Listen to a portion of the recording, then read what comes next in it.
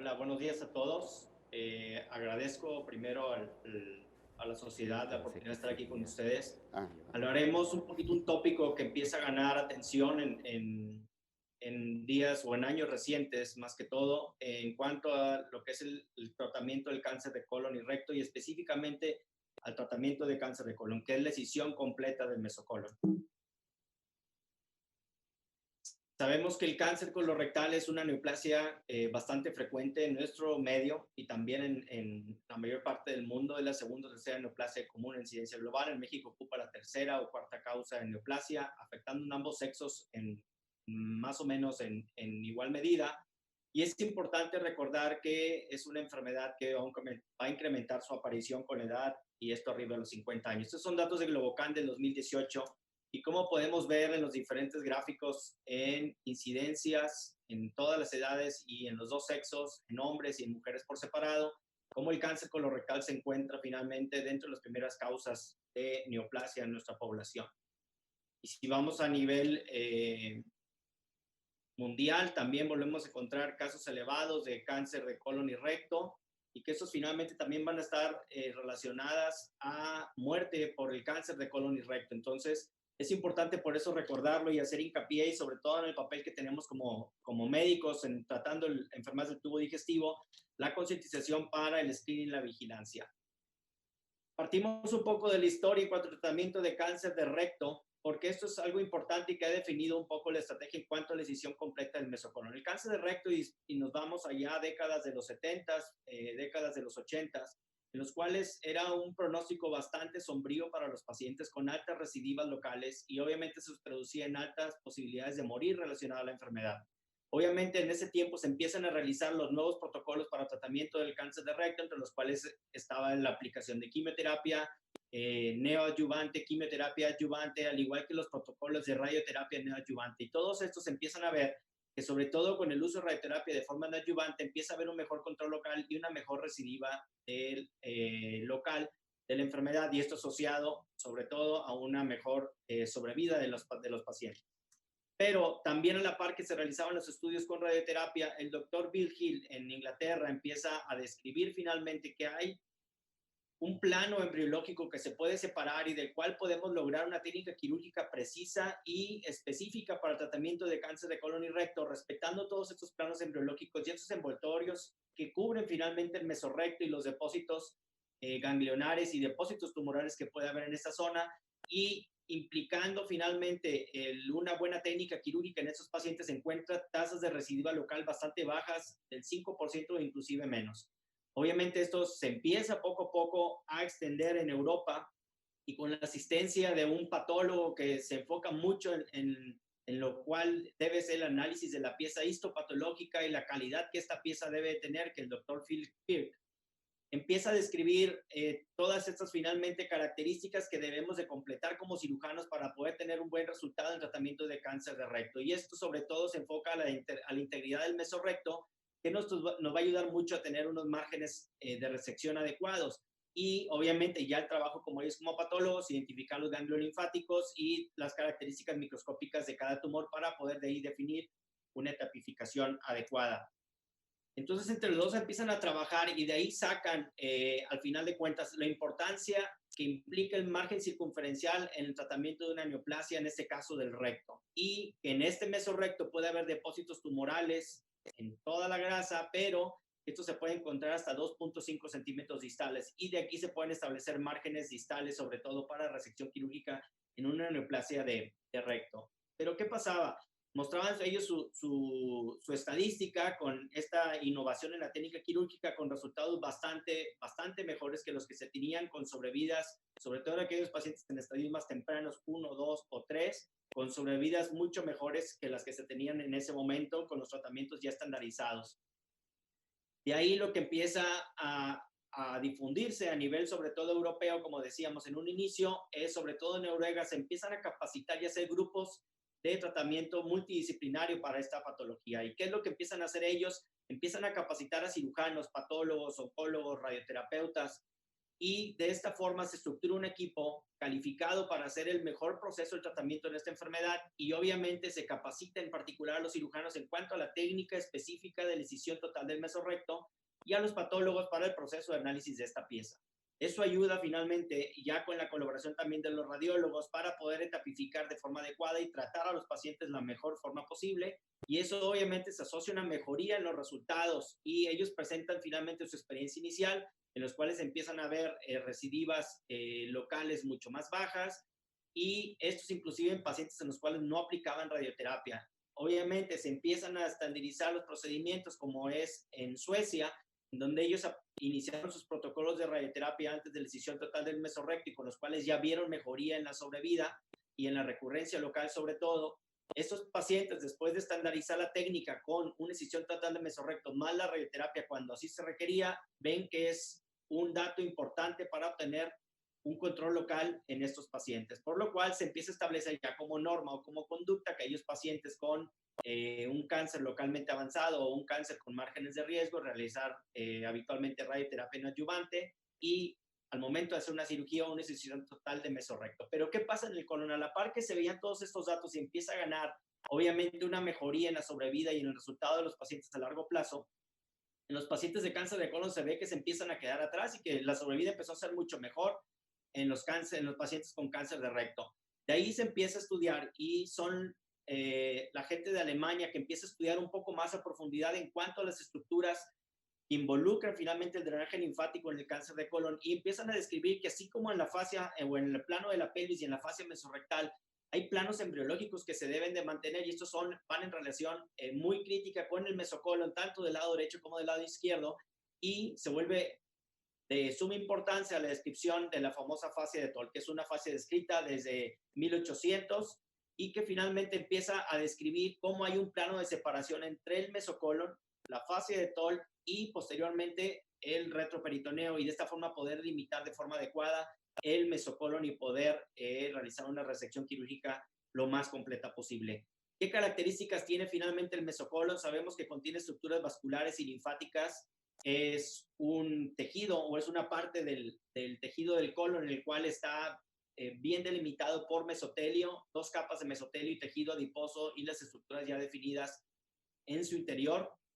y que después va a estar la fascia de Toll, que es un tejido fibroconectivo que va a separar finalmente ese mesotelio posterior del mesocolon del mesotelio del retroperitoneo. Es importante recordar que todo esto deriva desde el origen embriológico para poder definir cómo se van acomodando las estructuras. Y si recordamos, en el origen embriológico que era una estructura tubular central y después hay una rotación del tubo digestivo y fijación hacia el retroperitoneo, es como de esta forma se mantienen estos planos y como podemos ver en la imagen como inciso A, como podemos ver inicialmente cómo está separado y vemos la fascia de Toll en blanco y una vez que se fusione con el retroperitoneo y quede ese tejido fibroconectivo y la fascia de Toll marcada en color verde, las fascias del mesocolon en color amarillo y la fascia o el mesotelio retroperitoneal en color negro. Y son estructuras que se pueden separar de forma adecuada y de esa forma tener ese sello o ese envoltorio del mesocolon intacto para poder realizar una cirugía lo más adecuada posible. Y se describe también una vez en estudios anatómicos que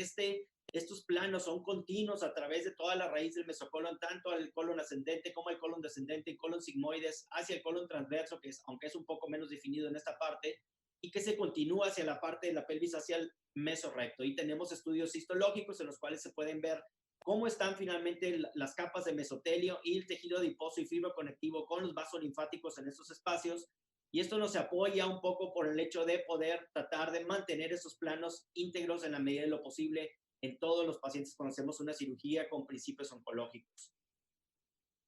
Finalmente, estos pacientes, cuando hacemos una disección, podemos encontrar estos planos de disección para poder realizar una ligadura central o una linfadenectomía central con los niveles descritos como D1, D2, D3. Y D1 habla de aquellos ganglios pericólicos, D2 habla de aquellos ganglios intermedios entre lo que es el colon y la raíz de la arteria regional de ese segmento de colon, y D3 aquellos ganglios que están en la raíz del colon. Y lo ideal es que esto se reseque en una sola pieza, que se reseque en paquete, que esto obviamente va a involucrar tener un margen adecuado de longitud intestinal para tener márgenes distal y proximal negativos,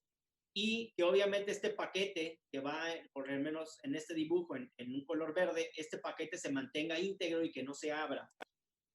Esto es descrito por los japoneses desde 1983 como las metástasis linfáticas no van a estar más allá de 10 centímetros tanto distal o proximal del tumor, y estos en mayor medida en los ganglios epicólicos y pericolónicos, y después empiezan a distribuirse hacia los ganglios intermedios y finalmente a los ganglios apicales o en la raíz del vaso, por lo cual se considera adecuado por lo menos tener 10 centímetros de límites tanto proximal como distal en la resección de estos pacientes.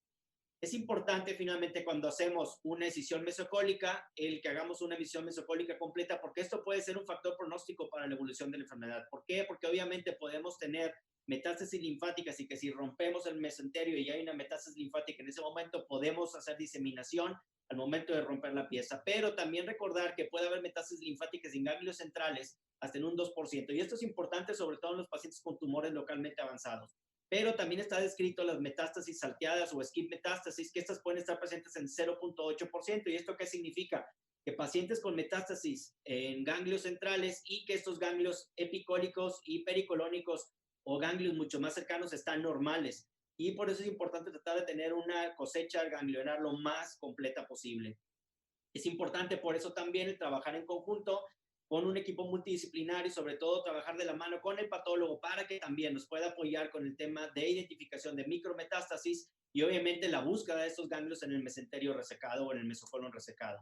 Recordar un poco cómo está la estructura de la anatomía ganglionar que va acompañada a los vasos sanguíneos, y tenemos los ganglios epicólicos y pericólicos, los ganglios intermedios y los ganglios apicales en las raíces de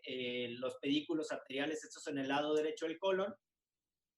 En el lado izquierdo tenemos igual ganglios epicólicos, pericólicos, intermedios y ganglios apicales o nivel de 3 a nivel de la arteria mesentérica inferior. Y en el colon transverso los vamos a encontrar a nivel de la raíz de la arteria cólica media, para encontrar los D3, D2 en la porción media del mesocolon y D1 a nivel pericólicos o intermedios en el mesocolon. Y esto es lo que se vuelve un poquito complejo, sobre todo en el momento del cáncer de colon transverso, porque nos ayuda mucho a determinar sobre todo qué pedículos tenemos que liberar y qué ligar para poder hacer una linfadenectomía adecuada, y también qué pedículos obviamente se van a preservar para poder tener una perfusión adecuada del colon al momento de realizar una anastomosis colónica. Y también es importante recordar la anatomía venosa, que aunque es un poco más variable que la anatomía arterial, sobre todo en el lado derecho, es importante porque nos sirven como estructuras, sobre todo para poder delimitar dónde vamos a encontrar los límites en cuanto a la disección apical en los pedículos arteriales. Y la importancia sobre todo de preservar estos planos adecuados o este mesotelio de forma completa o este paquete de mesocolon completo es porque, por ejemplo, podemos ver en esta publicación cómo ellos describen desde el punto de vista histológico cómo hay un émbolo tumoral muy cercano ya al mesotelio de la fascia del mesocolon, y que esto habitualmente no es visible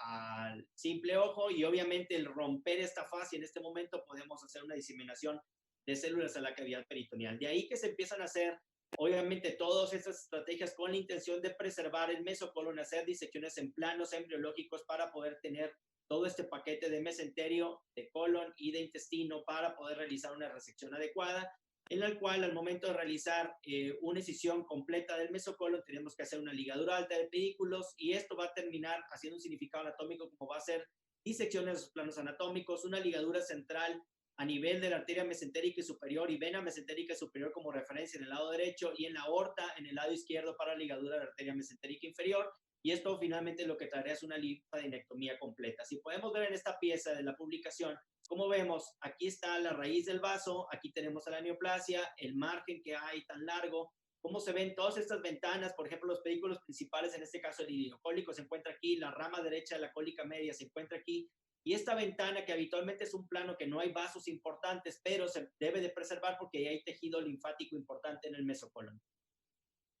Y esto ha hecho que finalmente, así como en el cáncer de recto inicialmente se estandarizó una técnica quirúrgica y se realizaron muchos talleres y capacitaciones en diferentes grupos de cirujanos en Europa y luego se fue extendiendo a todo el mundo, al igual se ha empezado a realizar esto, estructuras de estandarización de la técnica quirúrgica, y uno de los más aplicados es aquel desarrollado en Alemania por el doctor Werner, en el cual se realizó un modelo de libro abierto, en los cuales ellos empiezan a tratar de estratificar los planos de disección a nivel de punto embriológico como si fueran capas de un libro, y poder movilizar las estructuras y poder tener una visualización adecuada de cada uno de los vasos sanguíneos que hay que ligar, y ellos publican este artículo y en los cuales empiezan a describir finalmente cada una de estas capas y nos van ejemplificando cuál es el paso 1, paso 2, visualizaciones que vamos a tener en cada uno de los pasos y de esa forma poder estandarizar la técnica quirúrgica y que esto pueda ser reproducido de la forma más segura posible y que obviamente los resultados oncológicos se puedan alcanzar en todos los centros.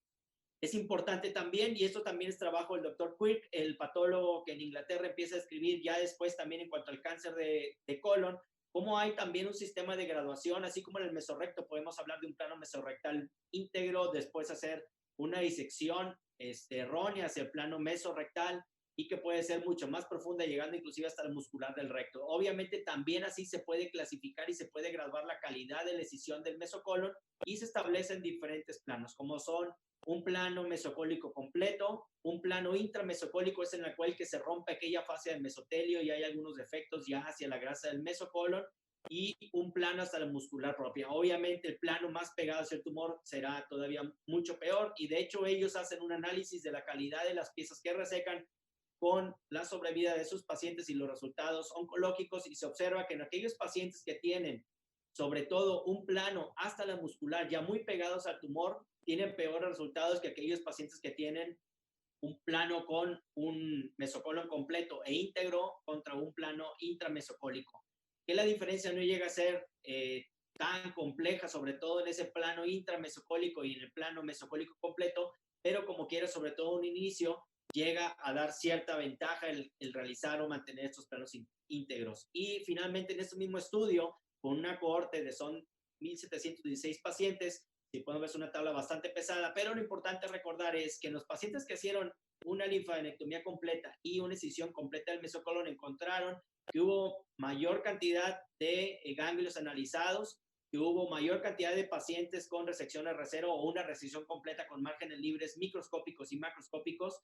que no hubo diseminación de células tumorales, que hubo finalmente mayor cantidad de pacientes que fueron a quimioterapia o pacientes diagnosticados como etapa 3, que esto finalmente nos hace el hecho de tener mayor ganglios analizados, que no encontraron finalmente tampoco gran diferencia en cuanto a la fuga de anastomosis, aunque algunos resultados en algunos estudios han publicado mayor fuga de anastomosis en estos pacientes y que la morbilidad postoperatoria fue bastante similar.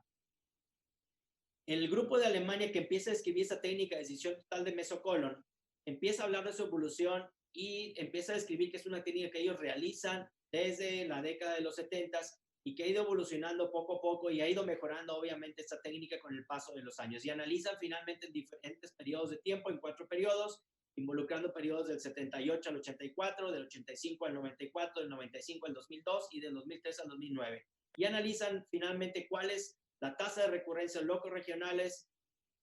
en referencia al tipo de cirugía que se realizaban en ese momento, hablando desde que el punto de vista de estandarización de la técnica de decisión total del mesocolon, conforme más se acerca a los últimos años, obviamente una técnica mucho más estandarizada y se vio que para la recurrencia loco regional, aquellos pacientes con más ganglios linfáticos tomados, en los cuales se hacía una linfadenectomía mucho más completa, tienen mayor beneficio. En aquellos pacientes para recurrencia de distancia, aquellos pacientes que hacían una linfadenectomía mesocólica completa o una excisión completa del mesocolon, se veía más beneficio en aquellos pacientes con tumores T4 o aquellos que ya tenían ganglios linfáticos afectados, y la sobrevida global se veía un poco más en relación a aquellos pacientes con tumores T3, T4 o ganglios linfáticos afectados. Y esto lo que nos hace ver es que generalmente estamos viendo que esta técnica sobre todo empieza a hacer cierto beneficio en pacientes con estadio 2 o estadio 3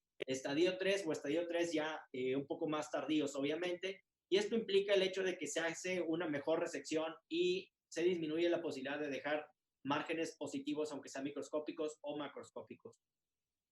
¿Qué es lo que hacen? Y es finalmente algo que podremos ver más adelante en la presentación, que empieza a haber cierta crítica porque, por ejemplo, en algunos estudios a largo plazo no logran ver mucho cambio en la sobrevida relacionada al cáncer en aquellos pacientes en los que se hace linfadenectomía mesocólica completa contra aquellos que no. Obviamente en ellos, describiendo su técnica original en Alemania, en Erlangen, ellos describen que finalmente sí encuentran beneficio y que lo estandarizan como su práctica adecuada. Y lo único que han hecho de cambio respecto a años previos es que antes lo hacían de forma convencional y ahora lo hacen por vía laparoscópica o por asistencia con el robot. Y empiezan a publicarse en otros centros finalmente los resultados de 5 años. Es un estudio danés en el cual estandarizaron y compararon sus pacientes con excisión del colon derecho en forma estándar como lo habían hecho siempre y tratando de aplicar las reglas de la decisión mesocólica completa, en el cual quedan 803 en el grupo de control con la decisión clásica contra 256 con el grupo de decisión mesocólica completa. Y lo que encuentran es que en el periodo de 2008 a 2013, englobando todos estos pacientes, ven cierta mejoría en aquellos pacientes que empezaron a hacer decisión mesocólica completa. Cuando se paran y toman solamente los últimos años, cuando ya tenían más estandarizada la técnica y mucho mejor control de calidad en cuanto a la cirugía que realizaban, obviamente esto con la curva finalmente que esto implicaba, empiezan a encontrar todavía mejores resultados en cuanto a recurrencia local, pero también lo empiezan a ver un poco en la sobrevida global de sus pacientes, aunque no es una diferencia sustancial en aquellos pacientes. Pero ellos empiezan a sugerir que el hacer una decisión completa del mesocolon es adecuada, que se debería de estandarizar como una técnica quirúrgica. Ellos inclusive empiezan a hablar de que estandarizarla para los pacientes con etapas 1 y 2 y 3, no solo para aquellos pacientes con una etapa 2 tardía o 3, pero que obviamente el mayor beneficio se va a ver en una etapa 3 que en la etapa 1 y 2, y que ellos creen que puede haber finalmente un problema en el análisis de los ganglios en la etapa 1 y 2 y que a lo mejor no se identifican micrometástasis en estos pacientes. Y lo que ellos encontraron fue una reducción de la recurrencia local en una reducción de un 10.4% en aquellos pacientes con incisión mesocólica completa. Hay factores también que se empiezan a identificar, obviamente, al hacer ligaduras centrales o ligaduras hasta la raíz de los vasos, que esto finalmente va a encontrar desde el punto de vista anatómico para el patólogo, que va a ser una longitud de la pieza mucho mayor, va a haber una mayor distancia en tanto proximal como distal del tumor, el área de mesenterio obviamente va a ser mayor y también, como ya habíamos dicho, va a haber una mayor cosecha de ganglios linfáticos. Y esta es una revisión sistemática de los diferentes estudios que hay publicados aplicando esta técnica donde se demuestra estos principios. Y en cuanto a la sobrevida, en esta misma revisión sistemática encuentra que hay una ventaja para los pacientes aquellos que tienen una etapa 3 y que esto finalmente se va a traducir en sobrevida a 3 años y finalmente también a los 5 años. Pero finalmente, al ser una técnica mucho más compleja, obviamente no viene libre de problemas o de posibilidad de complicaciones. Y obviamente empieza a haber ya descripciones de posibilidades de complicaciones o complicaciones descritas asociadas a la decisión completa del mesocolon, entre los cuales, obviamente, al trabajar muy cercano a la raíz de los vasos y al estar disecando muy cercano a los vasos, finalmente puede haber una mayor cantidad de lesiones vasculares, están en 1.6%. Obviamente hay variantes anatómicas y que esto puede generar finalmente una mayor posibilidad de lesión, tracción forzada en los pedículos o que haya estructuras paralelas y al momento de estar disecando, confundir estructuras vasculares y hacer ligaduras de pedículos centrales, por ejemplo, ligar la vena mesentérica superior, que obviamente sería algo bastante complejo, en lugar de sus ramas afluentes o ramas que emergen de estos vasos. Y en algunos casos también han descrito mayor incidencia de hilio posoperatorio en los pacientes que se realiza este tipo de técnica, y esto es porque finalmente se trabaja muy cercano a los pedículos arteriales donde están los plexos autonómicos. También se describe que puede haber un poquito más en el retraso del vaciamiento gástrico, y esto es porque sobre todo en los cánceres de colon transverso se recomienda hacer una ligadura de los pedículos de la arteria gástrico-epiploica cercanos a la zona donde está el tumor para poder realizar una linfadenectomía adecuada, porque corresponde finalmente también drenaje linfático hacia esa zona, por lo cual al hacer esa desvascularización de la zona del estómago pudiera provocar denervación y trastornos funcionales en el vaciado.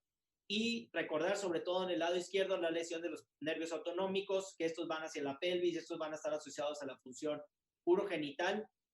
y que esto ronda alrededor, descrito en las series mucho más grandes, alrededor de un 6 a un 7%, pero el promedio es alrededor de un 3% para daños finalmente que se mantienen o que son permanentes en estructuras urogenitales. De las complicaciones en esta revisión sistemática encuentran que obviamente con esta técnica se evidencia un poco más de sangrado transoperatorio, que afortunadamente la mayoría de las veces los sangrados son fáciles de controlar, que implica a veces realizar presión por un poco de tiempo y esto ayuda a controlar el sangrado. Esto no se asocia a un aumento mucho mayor de complicaciones quirúrgicas, pero aunque hay cierta tendencia a que pueda haber complicaciones quirúrgicas en el grupo de decisión completa de mesocolon, y la mortalidad postoperatoria es bastante similar tanto en un grupo como en otro. Como conclusión, podemos definir que la decisión completa de mesocolon es importante tratar de buscar el beneficio para nuestros pacientes, de los cuales se necesita realizar la integración de un equipo multidisciplinario, que esto finalmente va a ayudar a una tipificación adecuada de forma preoperatoria va a ayudar también a que se tenga el mayor expertise y el mayor volumen de trabajo en este tipo de pacientes para poder tener finalmente los mejores resultados posibles. Hay que estandarizar la técnica quirúrgica y esto también va de la mano al volumen de procedimientos que realiza el cirujano que está tratando el cáncer de colon, porque finalmente se ha comprobado que el resultado va de la mano del volumen que realiza este cirujano. Trabajar de la mano con los patólogos para que se realicen sistemas de graduación de la pieza quirúrgica para realizar un control de calidad y que esto para nosotros como cirujanos sirve para poder definir en qué lugar tenemos que mejorar o qué es lo que estamos haciendo que nos hace falta para poder mejorar resultados del tratamiento quirúrgico del cáncer, que esto va a ayudar al mayor número de ganglios resecados y una mejor calidad de la pieza quirúrgica, y que finalmente este procedimiento debemos estandarizarlo y deberíamos de tenerlo en mente para aquellos pacientes con un estadio 2 tardío o un estadio 3, y que esto obviamente por medio de los estudios preoperatorios como la tomografía ya podemos tener mucha información para poder tratar de etapificar a los pacientes de forma clínica y saber que estos pacientes pueden estar de beneficio para esta técnica quirúrgica, y que obviamente al ser una técnica quirúrgica completa debemos de valorar el riesgo contra el beneficio de realizar esta técnica contra las posibles complicaciones que podamos enfrentar. Les agradezco nuevamente a la sociedad por la invitación y a ustedes por el tiempo y escuchar esta plática. Muchas gracias y que tengan buen día.